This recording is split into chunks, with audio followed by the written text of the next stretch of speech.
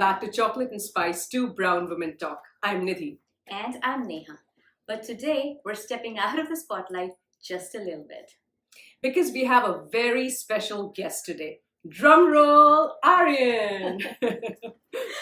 Yeah, Aryan, my 19 years old son, has always asked the big questions about life, relationships, and how we got here. And today he's turning the mic on us with some unfiltered, thoughtful, and honestly kind of deep questions about love, marriage, parenting, and how relationships really work, especially when you are the product of two different cultures. All right, Aryan, are you ready with your first question for your mom? I am. All right. Why did you agree to an arranged marriage? That's a great question and a very tough question. But for me, at that time, it was a very easy decision. In India, especially at the time, which is when I got married like about 21 years back, arranged marriage was the norm. And that's what I had seen my family, which is my parents, my grandparents, all my aunts and uncles, all of them do the same thing. So for me, it was a successful arrangement. And for me, it suggested a successful life, which is what I was going for. The other thing that I wanted to share is, it's going to sound funny to you, but I was always the kind of person, even when I was very young, who wanted to, if I were to date, I wanted to date somebody who I would marry.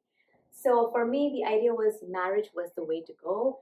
And I could never find somebody who I thought I could marry, right? Like I would have to date them, of course, to be able to figure out that I have to marry.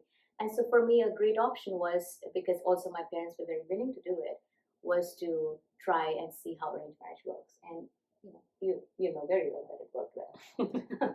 Well, my main question is, how did you agree to marry someone you barely knew? Yeah, so for me, that's not how I looked at it. So my parents, and it's funny because my arranged marriage was even more arranged than you can imagine, which means I never met your dad. Like I met your dad a day before marriage.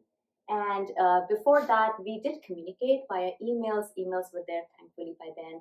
And we used to call each other. So we did communicate, we did chat, but we never saw each other, we never met each other. But in spite of that, my parents were very sure that he's the right guy because he did meet his parents. And, there's a whole system in India. There's a whole network system in India which is built to make arranged marriages successful, which means anybody can ask anybody basically about this person. So let's say for your dad, my parents, like your grandparents, could ask other folks about how is he, like how is his family, and I'm sure that's what your dad's family did as well about me. And so we knew enough from the grapevine about how your dad is. Plus, he was in a great job. He was working in a great company, and he was well settled. He was well educated, and all of that really matters in terms of how we approach arranged marriage. So for me, a lot of that was inbuilt because I trusted my parents, and second, I saw your dad's credentials, and I was like, that makes sense. And then, of course, I did talk to him. Like, if on talking with him, I had felt something is not right or we're not vibing, then I would have said no, and I had absolute power to say no. Like, my parents weren't like, here's the guy, you just cannot say no. That was never the point. The point was, here is a guy, check it out. And so, same for your dad. We both, when we chatted, we vibed the very first time we talked. So that was great, and that answers you. Maybe it's not true for everyone, but for me, it was a fact. You brought up an interesting point about the network, but I guess I'm more concerned about knowing that India has a problem with violence toward women. Were you ever afraid that marrying someone you don't really know would lead to an abusive relationship? Oh, that's such a great question, and you're absolutely right. In India, that is definitely a big problem. So again, very fortunate that I had not seen a lot of that in the family, and I had not known a lot about it at that time. I was aware, of course, about violence towards women in India, but I didn't necessarily associate that with arranged marriage, to be honest. It could happen in India. Unfortunately, it could happen at any point in life, right? You're walking on the street, it is quite possible. You are in an abusive marriage, whether it is a love marriage or an arranged marriage, and I'm using air quotes here to indicate the difference. So for me, it was not that association. It was not like, if I marry a person, they're going to be an abuser. My parents were very clear. If you marry, no matter who we ask you to marry, and if you marry that person, if that person is an abuser of any form, you are absolutely, you should leave that person. Like, feel empowered to make your choice. So it was never like, oh my gosh, it's an arranged marriage, you're stuck with that forever if something goes wrong. So I was always empowered to make right decisions. it was still a big risk, though. Understandably. Right? Absolutely, Mhm. absolutely. It was a risk, and the more, like, in hindsight, it was a risk because also I was very young. It paid off, though. So I mean, in your case, How long have you been married?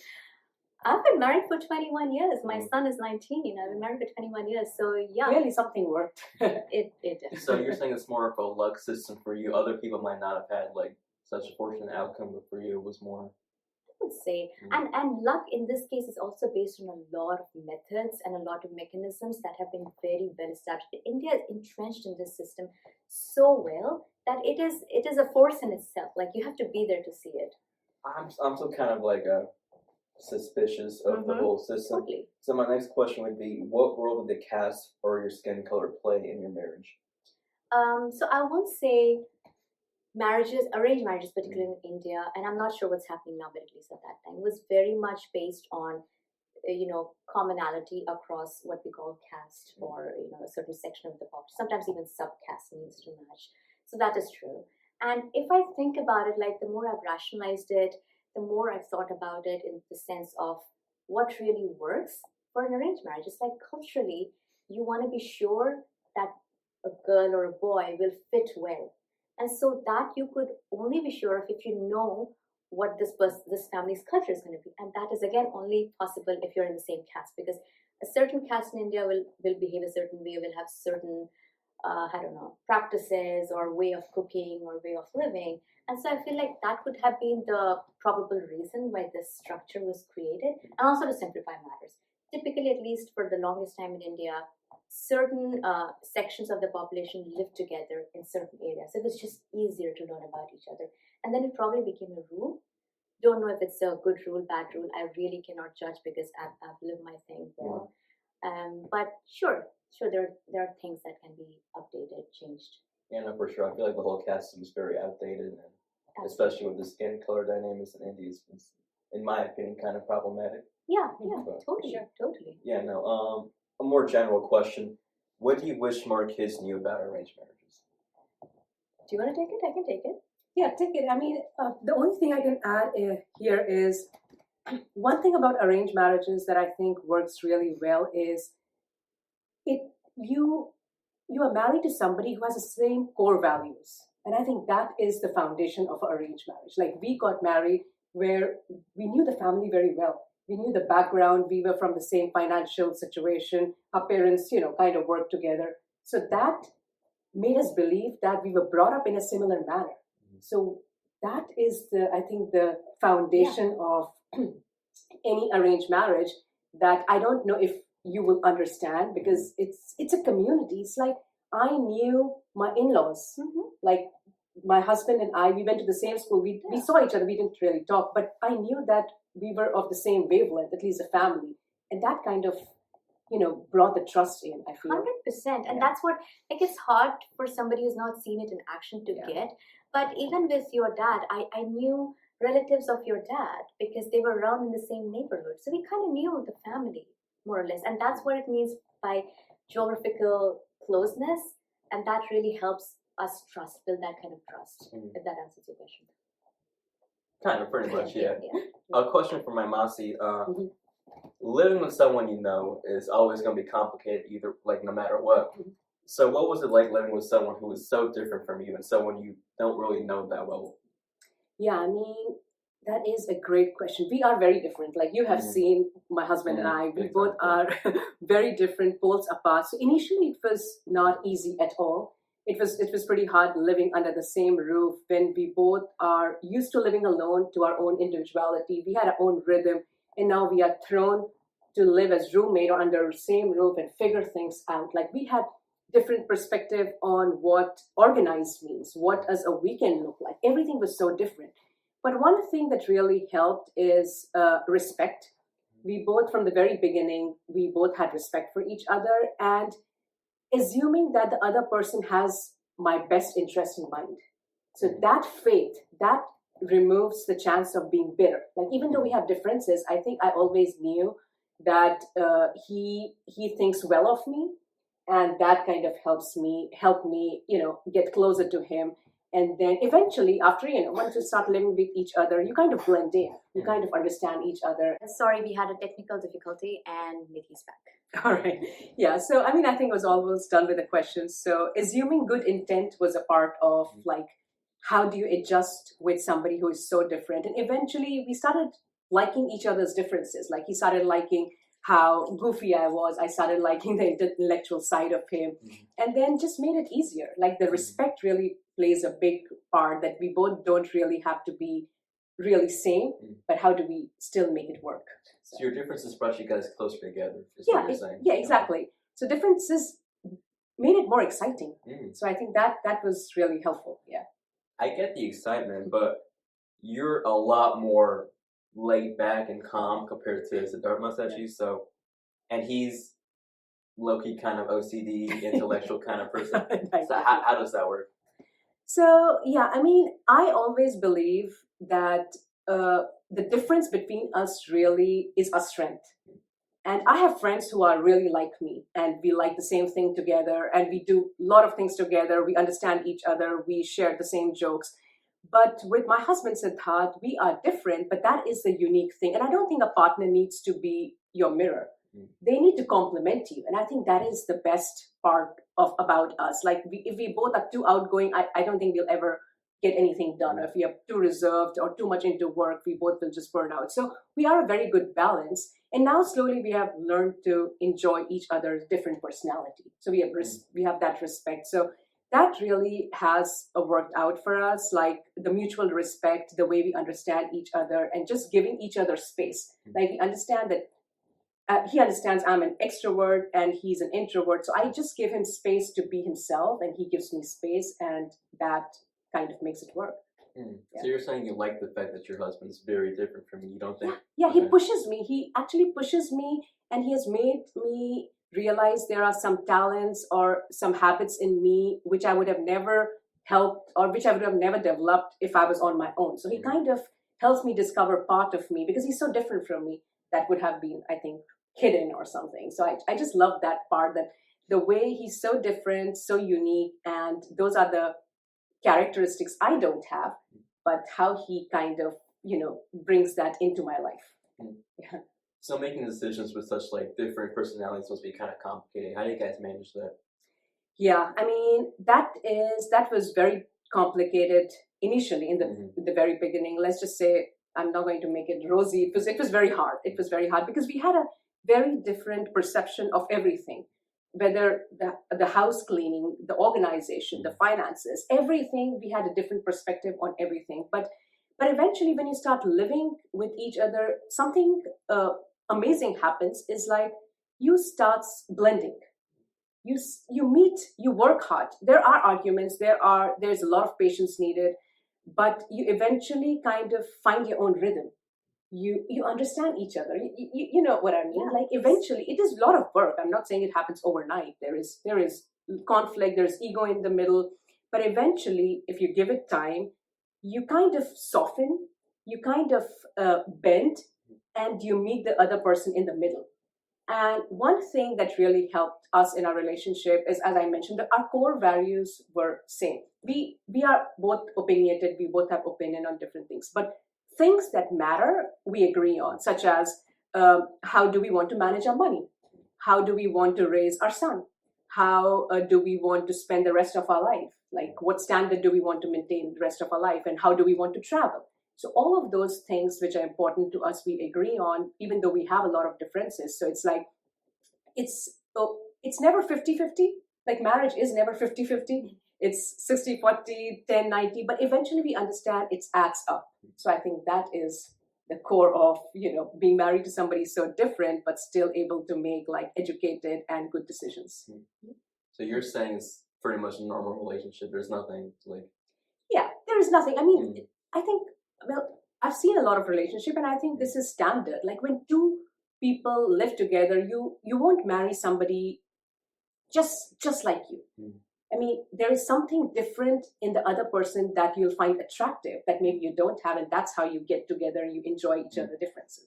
So I think it is very normal. In our case, maybe it was a little bit more obvious because he's such an introvert and I'm such a extrovert, and he's such an intellectual person. And I was like, let's watch Frasier, and he would try to make me read some research paper. So it was different, but eventually we started enjoying that thing about each other because we understood that we shouldn't change each other, but kind of give each other space to just be yourself. So I think that helps. And the thing is, like, even when you two people are apparently similar or same, they are not. They can never be. There will always be differences, no matter how you marry each other. Like, even if you marry somebody who you thought, this person is exactly like me, has the same decision-making skills or the same hobbies, when you actually marry and start living, you realize they are a different person.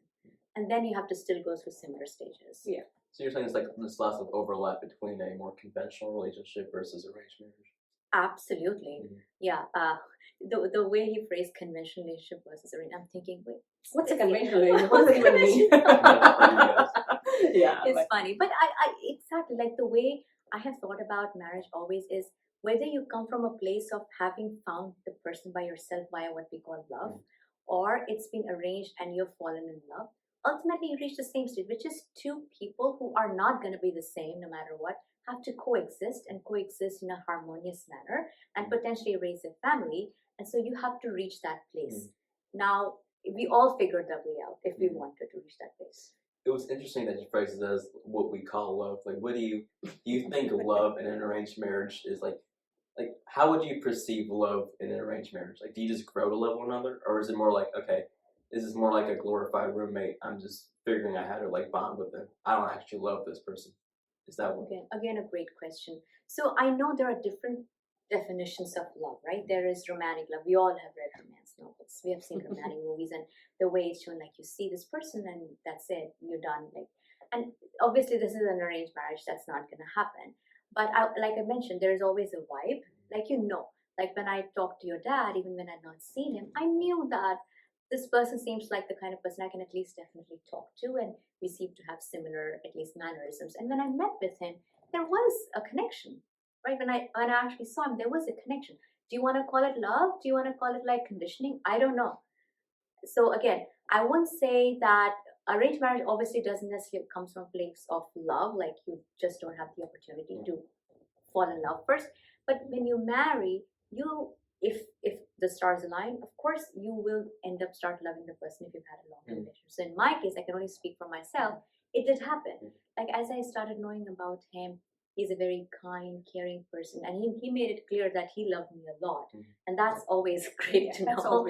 And so it made it very, very easy for me to reciprocate, because he was, I realized he is the kind of man I was looking for. He has all the qualities that I was looking for in a man. So again, I don't know if it was lucky or not, but I believe for most arranged marriages, that's how the journey could be with love. Yeah, and we do want to add a disclaimer. We are sharing our experiences. Absolutely, our experiences so only. Different people can have different experiences. And yes, we do realize there is a luck factor to it. So I'm not going to deny that. But yeah, I mean, I totally agree with you. Like, it all starts with the physical attraction. You are physically attracted to somebody, and then you find one or two quality that sticks, and then you can, keep liking it. There are always pros and cons. There are always some part of somebody you won't like, but focus on the good part. I think that is really important in a relationship, and that's why you never give up. Like, as long as it's not toxic, it's like focus on the good part. Like for Siddharth, he's very kind. He has a lot of empathy. Like I was very childish. I was very young when I got married. I was very childish. I was very immature, but he was certainly much more mature than me. So he kind of gave me the space, and he just he never tried to make me a different person. Like, he was always ambitious, driven, wanted to do the best. And I was, obviously, as you said, I was laid back. I'm enjoying my life. And he kind of told me one thing that stuck with me, which really made me love him even more. And he said, Nidhi, ambition looks different for different person. Just because it looks like being top performer at everything, I'm an overachiever, doesn't mean it's the same for you.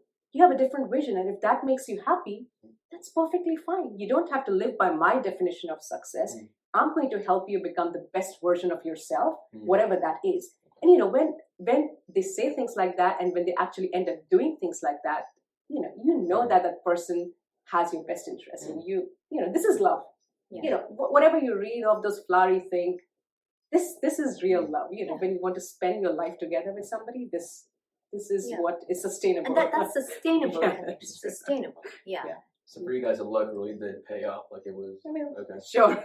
He's pushing the luck This part. is but- pushing the luck part, and not incorrectly. You know, Yeah, again, yeah, we can again, only speak for exactly. our. And of course, we've all heard stories of how things can go wrong, Yeah. and arranged marriages take many different forms. We're talking about an arranged marriage from a very different place, That's true. and we want to acknowledge that it is not necessarily always true.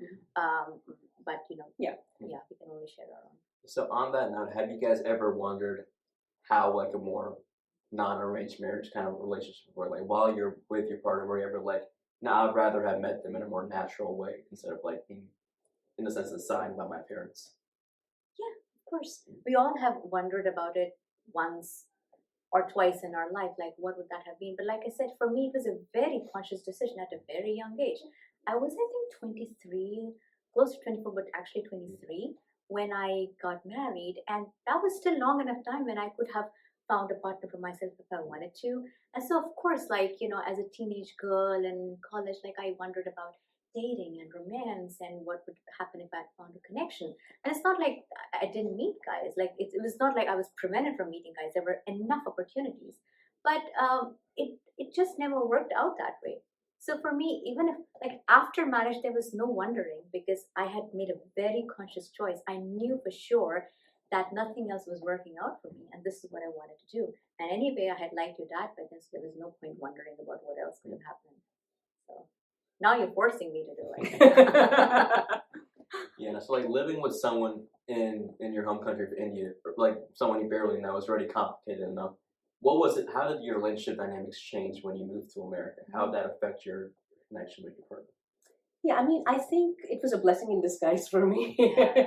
So we were just thrown to figure things out by yourself as a couple, with no interference, with no pressure from anybody, with like no society watching over you. We were just told you have to live together under a roof and figure out a way to do it.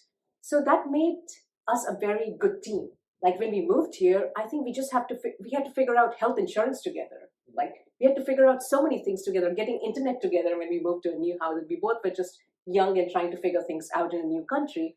So there were struggles. There were obviously arguments. There were, not easy things. But I think living on our own and figuring things out as a couple, that just made us stronger. And that worked for us. I don't know if you have a different opinion. Absolutely, ditto. Like I feel like, and just like you, right after my marriage, we moved to the US, and for us it was open field, right? Absolutely no one watching over us. And I'm pretty much going to repeat what you just said, which means like not necessarily following the super traditional expectation of, especially coming from an arranged marriage. And so your dad and I had an opportunity to build our lives the way we wanted to, and we really figured it out for ourselves. We would, like it was almost like a romantic couple, if that's what you're questioning about. Like, yeah, we were walking around, we roamed about, we found new places to visit, and I think it was, to be honest, a blessing. Of course, there were challenges, right? Yeah, I mean, obviously. Of course, there are challenges Yeah. because the advantage of having your family and your extended family around is if you have questions, if you have concerns, if you fight and you want advice, especially when you get pregnant and you're giving birth, you might need help, which both of us just didn't get. So that was something we definitely missed. But for a marriage, it worked out really well. Okay, that's interesting. So when you guys get into arguments, how do you handle it? That must be challenging. Yeah, I mean, initially, as a newly married couple, it was challenging. I am, as you know, Aryan, I'm dramatic by nature. So everything was a drama. And we both just would stew in silence and we would go to bed angry. And we just didn't know anything better. We just didn't know how to resolve the conflict. We just let our ego come into play. But obviously that was not sustainable.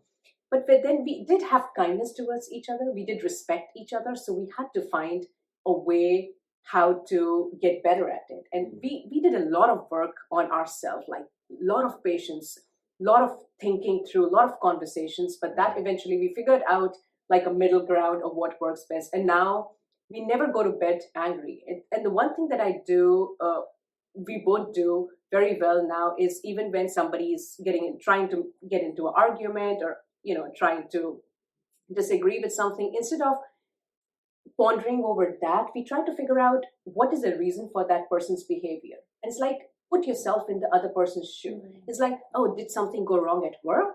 Or is the person overstimulated? Or is something else troubling? Are they bringing work home? Like, what is this argument about? It's certainly not a big deal. So kind of uh, not get fixated on like the symptoms, kind of figuring out the cause. And that did require for me especially a lot of emotional maturity. But eventually we got at a state. I wouldn't say initially it was very rosy, but now we have a very good way of figuring out when we get into disagreement. Amazing. Yeah, on the note of potential conflict, I know that lots of cultures, and especially Indian culture, they have very traditional roles for men and women in terms of gender roles and like what tasks you should be doing. So knowing that both of you guys are working people and you're both engineers and all that, what tasks did you and your partner take care of at home? Like, how do you guys split the workload in terms of like doing chores, dishes, raising kids, Sure. stuff like that? You want to start, Dee? I am sorry, I got distracted. All right. Our cute little pup was asking to be picked up. Aw. So you can Yeah, start. okay, I can start. So his question was, how do you like divide chore as a working person, as working woman or a mother? Like, how do you figure out who does what in the household? Because we don't have a village here; it's just us, a small family. So I think it is, as I said, marriage is never 50-50. And I think the sooner you realize that, the better it is. Because initially I would be like, oh, he's not doing so much, he's not doing as much as me. But later I realized it's different. And eventually it just adds up. It just makes sense. So when I went back to work 3 months after I had Vikram. So it was a lot of late nights and pumping and breastfeeding. So we sat down and we talked about it and said that I'll take care of all the baby stuff. You take care of everything else, because that is all my bandwidth is. That is all I can do. And then he does take care of all the car things, all the insurance, all the mortgage, the finances. We both invest like in our finances, but he is the person with the spreadsheet who is making sure that our retirement is up to date and how are we going to do all of that. And I am, to answer your question, yes, it is traditional in my household, and I'm fine with it. And I take care of all the cooking. I am the default parent for my son Vikram, and I do all the school things, pick up, drop off, cooking meals for him, making sure the birthday invitation is sent and all of that. And so, we meet in the middle. And one thing that really works in any kind of responsibility we share as a family is knowing that what the other person is doing and making sure the other person is appreciated. So I always make sure he knows that I see you, you got my car inspection done, I see you, you filled gas in my car, and I appreciate it.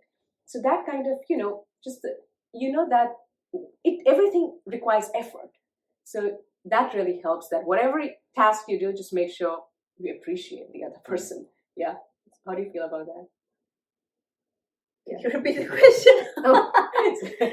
Okay, so like, do you and my dad have more traditional gender roles in the house, or is it a little different despite the Indian culture being more traditional and also you being a working woman? And Great question. Yeah, I have a slightly more nuanced answer. So initially that's how it started. Far more what you got traditional, which is, especially when you were very young.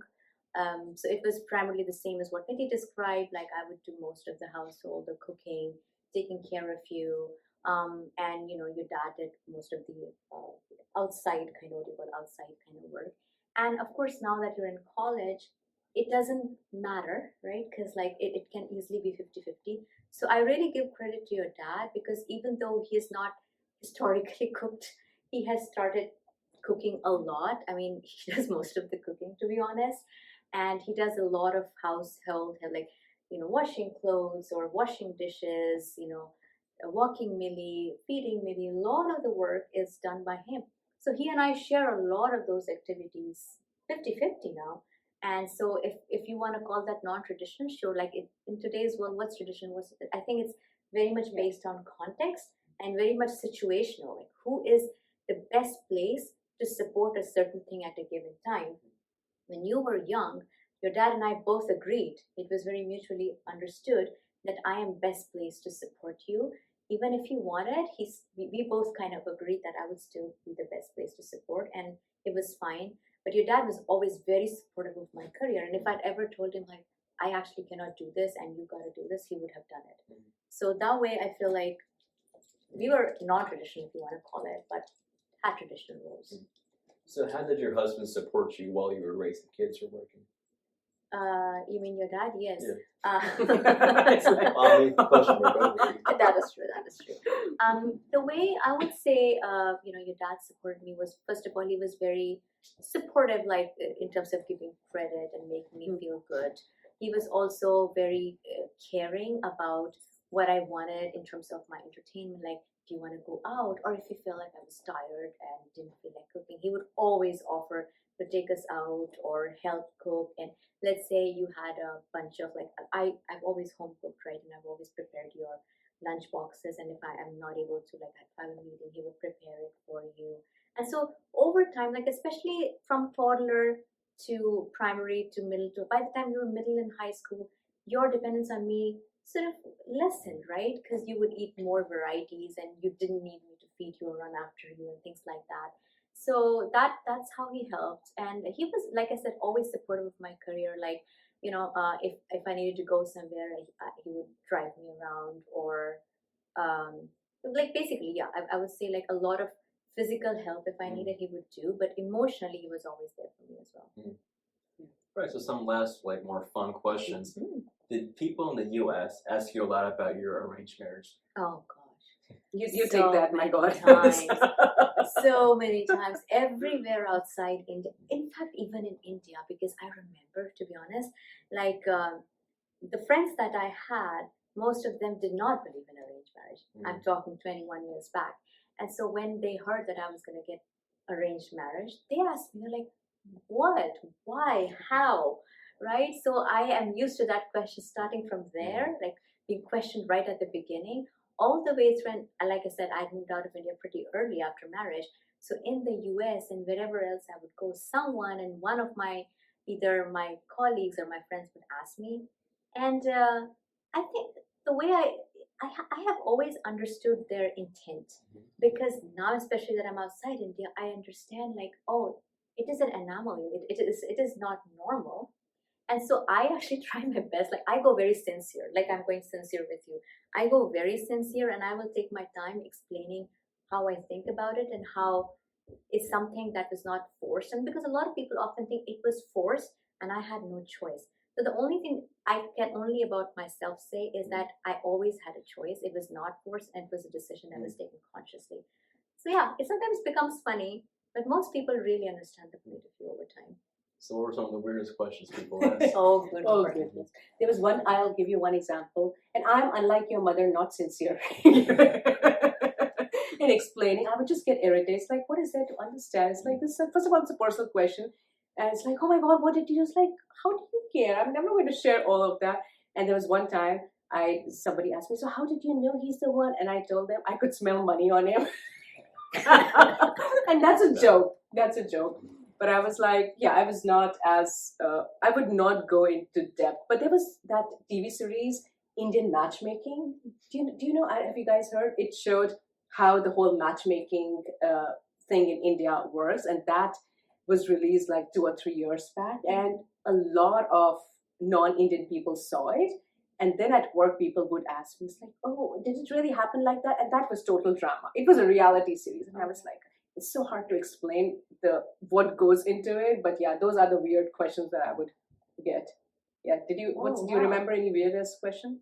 Wow, no, I was exceedingly sincere. Yeah, At no point was I annoyed, because I'm like, let me explain this whole thing to you. I'm sure people didn't mean it that way and didn't want to get bored out of their mind me trying to explain arranged marriage, but that's what I did.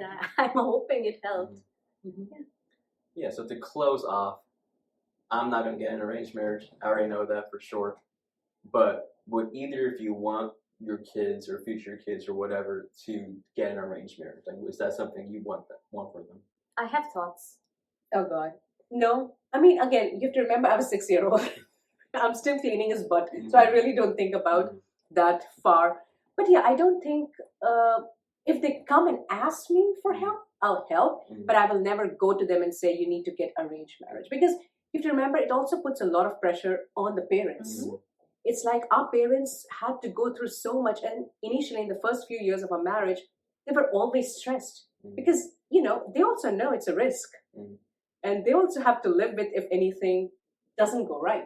And I just don't want that kind of stress in my life. So no for me. You can. I was gonna say no for me as well. I mean, obviously you're a grown kid, and I mentioned to you a bunch of times, whatever you want. I want happiness for you, so you find for yourself, amazing. Would love that. And like Nidhi Masi said, I wouldn't want that stress and the pressure on me to have to look for somebody for you. But all I'll say is keep your mind open.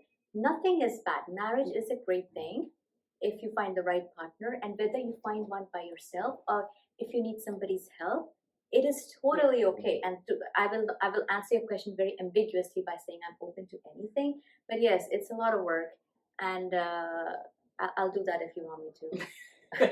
Now you're like, I'm a little biased, so I don't think I want any. All right. It's like, all right. The chapter is closed. Yes, those were all the questions I had for you guys. All right.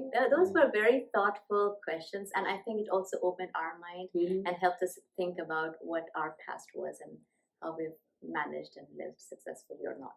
Yeah. Arya, thank you for asking the kind of questions that most grown-ups don't even ask each other. Thank you for having me. And seriously, you made us think, laugh, get uncomfortable, and reflect a lot. It is not every day that your nephew interviews you about love and life. And what I'm most proud about is that we're raising kids who ask questions, challenge norms, and want to understand, not just follow. Don't forget to send us your comments and feedback on what you thought of this topic and episode. We love listening to your stories. And check out more of the photos, behind the scenes, and blog on our website, chocolateandspicetalk.com, and on Instagram. Thank you for watching. Bye.